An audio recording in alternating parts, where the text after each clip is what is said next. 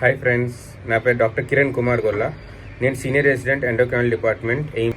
So ఇవాళ మీ ముందుకి Covid గురించి కొన్ని ఫ్యాక్ట్స్ చెప్తాను వచ్చాను. పార్ట్ 1, పార్ట్ 2 అని చెప్తానండి. పార్ట్ 1లో కోవిడ్ గురించి ఓవరాల్ ఐడియా చెప్తామని, పార్ట్ 2లో ఇంట్లో మేనేజ్ అయ్యే వాళ్ళు ఎలా మానిటర్ చేసుకోవాలి, హాస్పిటల్కి ఎప్పుడు వెళ్ళాల్సి వస్తుంది, సో ఇవన్నీ చెప్తా అండి.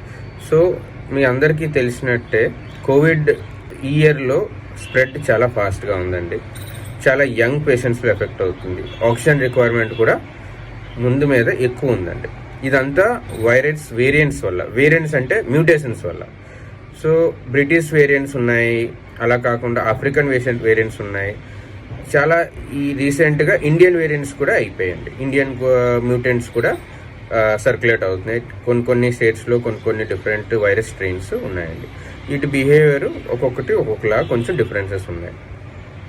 సో ఒక వైరస్ ఇన్ఫెక్ట్ అయ్యాక అది మనకు సిమ్టమ్స్ రావడానికి టైం పడుతుంది. దాన్ని ఇంక్యుబేషన్ పీరియడ్ అంటాం. ఆ ఇంక్యుబేషన్ పీరియడ్ అరౌండ్ 4 days నుంచి ఒక 14 days వరకు ఉండొచ్చండి.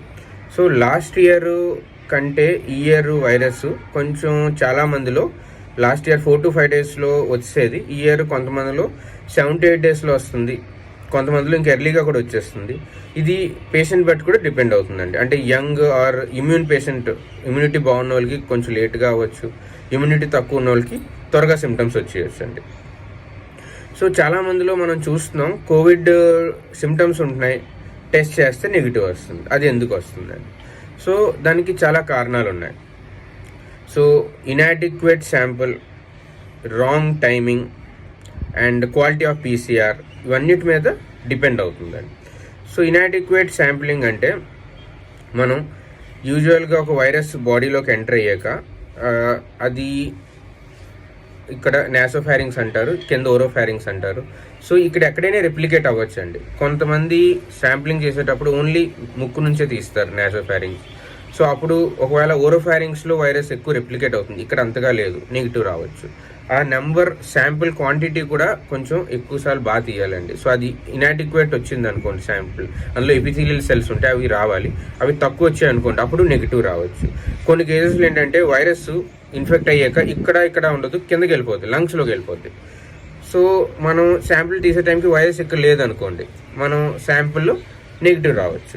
అలాంటి కేసెస్లో మనం లంగ్స్ నుంచి వచ్చే సెక్రీషన్స్, కాఫ్, స్ఫూటం కానీ, కొంతమంది ఆల్రెడీ ట్యూబ్ వేసి వెంటిలేటర్లో ఉన్నోళ్ళు వాళ్ళకి ఆ సెక్రీషన్స్ తీసి, అలాంటి వాళ్ళకి అక్కడ నుంచి తీస్తే అవి పాజిటివ్ వస్తుందండి. సో శాంపుల్ క్వాంటిటీ కూడా ఇంపార్టెంట్. ఎంత శాంపుల్ తీస్తున్నాం అనేది, ఎంత బాగా తీస్తున్నాం అనేది. దాంతోపాటు టైమింగ్ కూడా ఇంపార్టెంట్.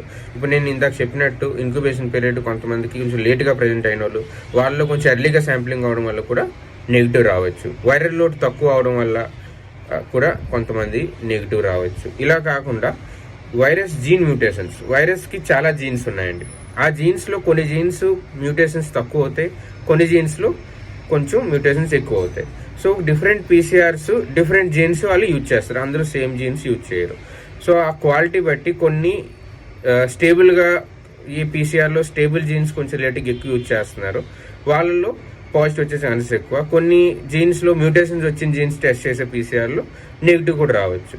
సో ఏంటంటే కోవిడ్ సిమ్టమ్స్ ఉన్నాయి, ఒకవేళ క్లాసికల్గా ఎక్స్పోజర్ ఉంది, PCR నెగిటివ్ వచ్చినా సరే వాళ్ళందరూ కూడా కోవిడ్ పాజిటివ్ పేషెంట్స్ పాటించే అన్ని పద్ధతులు, అంటే ఐసోలేషన్ అవ్వచ్చు, ట్రీట్మెంట్ అవ్వచ్చు, అది ఫాలో అవ్వడం బెటర్. మీ కన్సల్ట్ డాక్టర్కి అడ్వైస్ తీసుకొని వాళ్ళు చెప్పినట్టు ఫాలో అవ్వాలండి, అవి నెగ్లెక్ట్ చేయకూడదండి.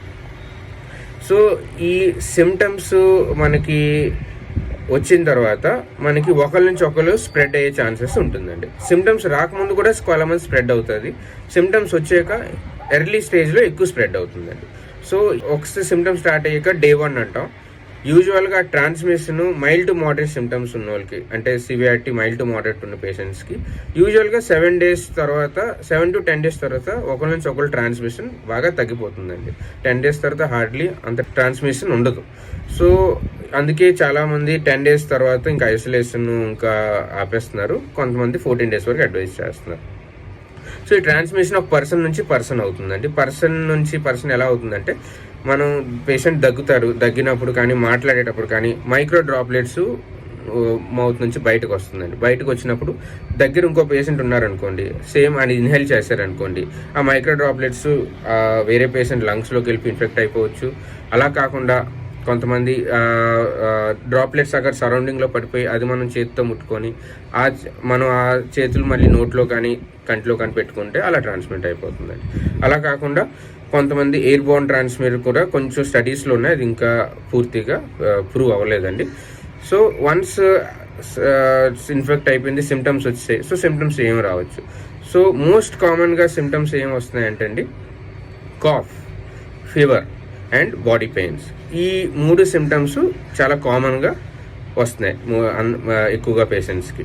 సో వాళ్ళల్లో ఏంటంటే ఈ సిమ్టమ్సే రాకుండా వేరే సిమ్టమ్స్ కూడా రావచ్చు. లైక్ సోర్ థ్రోట్, అంటే throat pain, throat discomfort, just mild discomfort కూడా కొంతమందికి ఉంటుంది. దాంతోపాటు డయేరియా, అంటే విరోచనాలు కొంత ఎక్కువ ఉన్నాయి ఈ స్ట్రెయిన్లో. రెడ్ ఐ రెడ్నెస్, కంజంక్టివైటిస్ అంటారు. అలా స్మెల్ పోవడం, టేస్ట్ పోవడం, కొంతమందికి డ్రౌజీనెస్, ఇవన్నీ కూడా వేరీడ్ ప్రెజెంటేషన్స్ కూడా కొంతమంది ఉంటున్నాయి, జస్ట్ కామన్ ప్రెజెంటేషన్స్ కాకుండా. కాఫ్తో పాటు బ్రెత్లెస్నెస్ కూడా రావచ్చు. యూజువల్గా breathlessness at the end of first వీక్లో వస్తుందండి. 7 to 8 డేస్లో వస్తుంది. అది యూజువల్గా ఏంటంటే లంగ్ ఇన్వాల్వ్మెంట్ అయితే వస్తుంది. అది మైల్డ్ టు సివియర్గా కూడా డిపెండింగ్ ఆన్ పేషెంట్స్ ఉండొచ్చు. సో ఈ కోవిడ్ సిమ్టమ్స్ అనేది మనం చాలా మందిలో phase 1 first 1 week, second phase 2లో, అంటే ఫస్ట్ 1 వీక్ సెకండ్ 1 వీక్ కొంచెం డిఫరెంట్గా బిహేవ్ చేస్తుందండి సిమ్టమ్స్. ఎలా అంటే ఫస్ట్ 1 వీక్లో రెప్లికేషన్ ఫేజ్ అంటారు. అంటే వైరస్ రెప్లికేట్ అవుతుంది, నెంబర్ పెరుగుతుంది చాలా. సో ఆ రెప్లికేషన్ కొంత టైం అయ్యాక at the end of 1 week యూజువల్గా అది ఆగిపోతుందండి. ఆ రెప్లికేషన్ ఆగాక కొంతమందిలో నెక్స్ట్ సైటోకైన్ స్టామ్లోకి వెళ్తున్నారు. సైటోకైన్ స్టామ్ అంటే ఏంటి? జనరల్గా మన బాడీలో కూడా సైటోకైన్స్ అనేది నార్మల్గా ఉంటాయి, అది నార్మల్ ఫంక్షనింగ్కి కావాలి. కానీ ఈ కోవిడ్ ఇన్ఫెక్షన్స్లో ఏమవుతుందంటే సడన్గా ఆ సైటోకైన్స్ ఒకేసారి బ్లడ్లో ఎక్కువగా రిలీజ్ అయిపోతుంది. అది రిలీజ్ అయిపోవడం వల్ల మనకి డ్యామేజ్ అవ్వచ్చు డిఫరెంట్ ఆర్గన్స్, లంగ్స్తో పాటు. So at the end of 1 week నేను చెప్పినట్టు ఆయాసం అన్నీ రావచ్చు అన్నాను కదండి. అప్పుడు లంగ్ ఇన్వాల్వ్మెంట్ కూడా యూజువల్గా ఫస్ట్ 7 to 8 డేస్లో అయిపోయే ఛాన్స్ ఉంది స్టార్ట్ అవ్వడం. ఒకవేళ లంగ్ డ్యామేజ్ వైరస్ వల్ల అయింది, దాని తర్వాత కొంతమంది సైటోకైన్ స్టామ్లోకి వెళ్ళారు అనుకోండి, వాళ్ళు ఇంకా లంగ్ డ్యామేజ్ పెరిగిపోయి సివియర్ అయ్యే ప్రెజెంటేషన్ ఛాన్సెస్ ఉందండి. సో ఈ కోవిడ్ ఇన్ఫెక్షన్కి మనం మైల్డ్, మోడరేట్, సివియర్, క్రిటికల్ కింద డివైడ్ చేయొచ్చు. మైల్డ్ అంటే నేను చెప్పిన సిమ్టమ్స్ ఉండొచ్చు, మైల్డ్గా ఉండి తగ్గిపోతుంది, వాళ్ళు పెద్దగా ఇబ్బంది పెట్టదు. మోడరేట్లో ఏంటంటే లంగ్ కూడా కొంచెం ఇన్వాల్వ్మెంట్ అవుతుంది, కానీ లంగ్ మైల్డ్గా ఇన్వాల్వ్మెంట్ అవుతుంది. వాళ్ళకి ఆక్సిజన్ సాచురేషన్ డ్రాప్ అవ్వదు, అది కొంచెం కాఫ్ రావచ్చు, మైల్డ్ ఆయాసం రావచ్చు, తగ్గిపోతుంది అది కూడా. సివియర్ ప్రెజెంటేషన్ వాళ్ళకి ఏంటంటే ఆక్సిజన్ కూడా డ్రాప్ అయిపోతుంది. వీళ్ళల్లో హాస్పిటల్ అడ్మిషన్ ఇమీడియట్గా చేసుకోవాలి. క్రిటికల్ అంటే ఇంకా లంగ్స్ సివియర్ డ్యామేజ్ అయ్యి దాంతోపాటు అదర్ ఆర్గన్స్ కూడా డ్యామేజ్ అవ్వచ్చు. సివియర్ వాళ్ళు ఐసీయూలో అడ్మిట్ అవుతారు, కొంతమంది స్టేబుల్ ఉన్న వాళ్ళు ఆక్సిజన్తో కూడా ఆక్సిజన్ రూమ్లో కూడా అడ్మిట్ అవ్వచ్చు. క్రిటికల్ వాళ్ళు ఐసీయూలో అడ్మిట్ చేసుకోవాలండి. మైల్డ్ టు మోడరేట్ యూజువల్గా ఫస్ట్ 2 వీక్స్లో తగ్గిపోతుందండి. సివియర్గా ఉన్న వాళ్ళకి కొంచెం టైం పడుతుంది. ఆ లంగ్ లీజన్స్ కూడా తగ్గడానికి 2 to 3 months పట్టచ్చు సివియారిటీ బట్టి. ఇందులో ఇంకోటి ఏంటి ఇంపార్టెంట్ అంటే సైలెంట్ హైపాక్సీమియా అని కొంతమందిలో ఉంటుందండి. ఇదేంటంటే మనకి వన్స్ మనం ఆక్సిజన్ తీసుకున్నాక లంగ్స్లోకి వెళ్తుంది, లంగ్స్ నుంచి బ్లడ్లోకి వస్తుంది. సో ఆ బ్లడ్లోకి వచ్చిన ఆక్సిజన్ మనం పల్స్ ఆక్సిమీటర్ అని ఉంటుంది, అందులో చూస్తాం. అది నార్మల్గా 95 or above ఉండాలి. దానికి ఆక్సిజన్ సాచురేషన్ ఆర్ SpO2 అంటాం. సో ఈ లంగ్లో ప్రాబ్లం ఉన్న వాళ్ళకి ఇక్కడ లంగ్లో ఆక్సిజన్ నుంచి బ్లడ్కి ట్రాన్స్ఫర్ సరిగా అవుతుంది, అది డ్రాప్ అయిపోతుంది.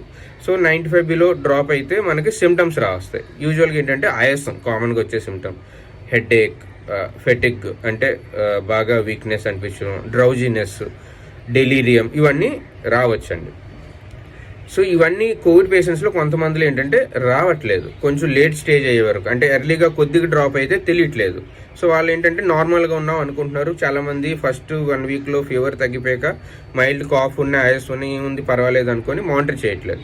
వాళ్ళలో ఇలా కొంచెం డ్రాప్ అయ్యాక తెలియకపోవడం వల్ల తర్వాత బాడీ కంపన్సేట్ చేసుకుంటుంది. కొంచెం ఎక్కువ డ్రాప్ అయ్యాక సడన్గా బాడీ గివ్ అప్ చేస్తుంది. సో ఆ స్టేజ్లో పేషెంట్స్ కొలాప్స్ అయిపోతున్నారు. సో అందుకని 1 వీక్ తగ్గాక కూడా కొంచెం అందరూ మానిటరింగ్లో ఉండడం అనేది ఇంపార్టెంట్. సో ఈ సైటోకైన్ స్టామ్లోకి వెళ్ళే రిస్క్ కూడా మనం ప్రెడిక్ట్ చేయొచ్చు. అంటే మనకి యూజువల్గా ఫీవర్ అవన్నీ ఫస్ట్ 1 వీక్లో తగ్గిపోతుందండి. ఈ కొత్త స్ట్రెయిన్స్లో కొంచెం 8-9 డేస్ 10 డేస్ వరకు కూడా ఉంటుంది. ఫీవర్ ఉంటే అందరిలో సైటోకిన్ స్టార్మ్ ఉండాలని రూల్ లేదు. బట్ ఫీవర్తో పాటు ఒకవేళ ఆయాసం కూడా ఉంది, కాఫ్ కూడా కొంచెం ఎక్కువ ఉంది అంటే వాళ్ళలో రిస్క్ ఎక్కువ. వాళ్ళు ఏంటంటే మనకి ఎర్లీగా బ్లడ్ టెస్ట్ చేసుకోవచ్చు. ఆ బ్లడ్లో మనకి ఇన్ఫ్లమేటరీ మార్కర్స్ అని ఉంటాయి, అవి మనకి కొంతవరకు ప్రెడిక్ట్ చేస్తాయి. మనకి డౌట్ ఉంటే at end of first week ఎక్కువగా కాఫ్ ఆయాసం ఉంటే సిటీ స్కాన్ కూడా చేయొచ్చు. అందులో మనకి లీజన్ ఉంటే తెలుసు. సిటీ స్కాన్ అందరిలో అవసరం లేదండి, అది చాలా రేడియేషన్ ఎక్కువ. ఎవరిలో అవసరం మీ డాక్టర్ అడ్వైస్ తీసుకొని చేయించుకోవచ్చు. మనకి అది లీజన్ ఉంటే దానికి అకార్డింగ్లీ ట్రీట్మెంట్ ఇవ్వచ్చు. సైటోకిన్ స్టార్మ్ ప్రెడిక్ట్ చేయొచ్చు. ఇన్ఫ్లమేటరీ మార్కర్స్ పెరుగుతున్నాయంటే దానికి కూడా మనం కొంచెం ఎర్లీగా ట్రీట్మెంట్ స్టార్ట్ చేసుకోవచ్చు. ఇది ఎవరిలో ఎక్కువ వస్తుంది అంటే risk factors like sugar, diabetes ఉన్న వాళ్ళకి రిస్క్ అండి. డయాబెటీస్ కూడా కంట్రోల్లో ఉంచుకున్న వాళ్ళకి అంత ఎక్కువ రిస్క్ లేదు. అందుకే అందరూ డయాబెటీ పేషెంట్స్ ఈ సీజన్లో ఇప్పుడున్న కోవిడ్ ఎక్కువ ఉంది కాబట్టి అందరూ కంట్రోల్లో ఉంచుకోవడం బెటర్ అండి. అదే కాకుండా హైపర్ టెన్షన్, ఒబేసిటీ, ఈ లావుగా ఉన్న వాళ్ళకి బాగా రిస్క్ చూస్తున్నామండి. వాళ్ళు అంతగా టాలరేట్ చేయలేకపోతున్నారు. Heart problem, heart attack, CIT ఉన్నోళ్ళు, స్ట్రోక్ పేషెంట్స్, క్యాన్సర్ పేషెంట్స్, వీళ్ళందరిలో కూడా రిస్క్ ఫ్యాక్టర్స్ అంటే వీళ్ళు. అదే కాకుండా ప్రెగ్నెంట్ పేషెంట్స్ కూడా కొంచెం హై రిస్క్ కింద వస్తారు. అండ్ స్మోకర్స్ కూడా కొంచెం హై రిస్క్ అండి. అందుకే స్మోకింగ్ అందరు అవాయిడ్ చేసుకొని ఉండడం బెటర్ అండి. సో నెక్స్ట్ వీడియోలో ఎలా మానిటర్ చేయాలి, మేనేజ్ చేయాలి చెప్తా అండి. సో థ్యాంక్స్ అండి.